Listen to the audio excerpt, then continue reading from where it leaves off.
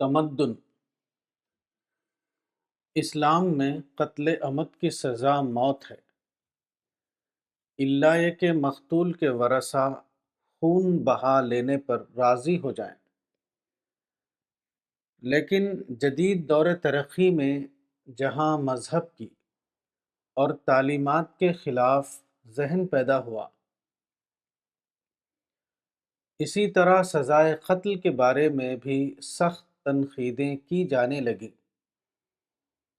ان حضرات کا خاص استدلال یہ ہے کہ اس قسم کی سزا کا مطلب یہ ہے کہ ایک انسانی جان کے ضائع ہونے کے بعد دوسری انسانی جان کو بھی کھو دیا جائے۔ پچھلے برسوں میں اکثر ملکوں میں اس رجحان نے بڑی تیزی سے ترقی کی ہے اور پھانسی کے بجائے قید کی سزائیں تجویز کی جا رہی ہیں۔ اسلام نے قاتل کی جو سزا مقرر کی ہے، اس میں دو اہم ترین فائدے ہیں۔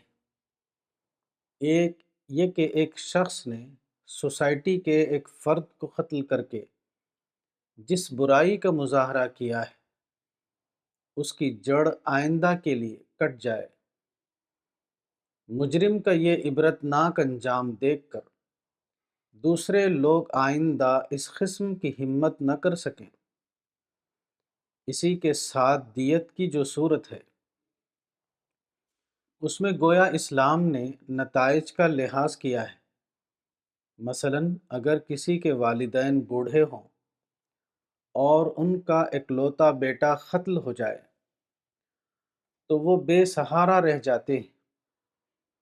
ایسی حالت میں قاتل کو سزائے موت بھی مل جائے تو انہیں کیا فائدہ؟ اسلام نے ایسے والدین کی تلافی کے لیے یہ طریقہ رکھا ہے کہ قاتل کے ورثہ مقتول کے والدین کو ایک خاص رقم بطور خوں بہا دے کر انہیں راضی کر لیں اور وہ قاتل کو معاف کر دیں۔ اس صورت میں مقتول کے بوڑھے والدین کو مثلاً ایک بڑی رقم مل جائے گی اور وہ اس رقم سے اپنی گزر بسر کا انتظام کر سکیں گے۔ مخصوص حالات میں ریاست کو بھی یہ حق ہے کہ وہ دیت کی رقم میں اضافہ کر دے تاکہ بے سہارا وارثین کی کچھ مدد ہو جائے۔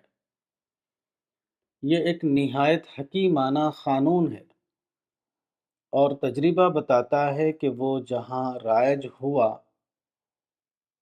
قتل کا خاتمہ ہو گیا۔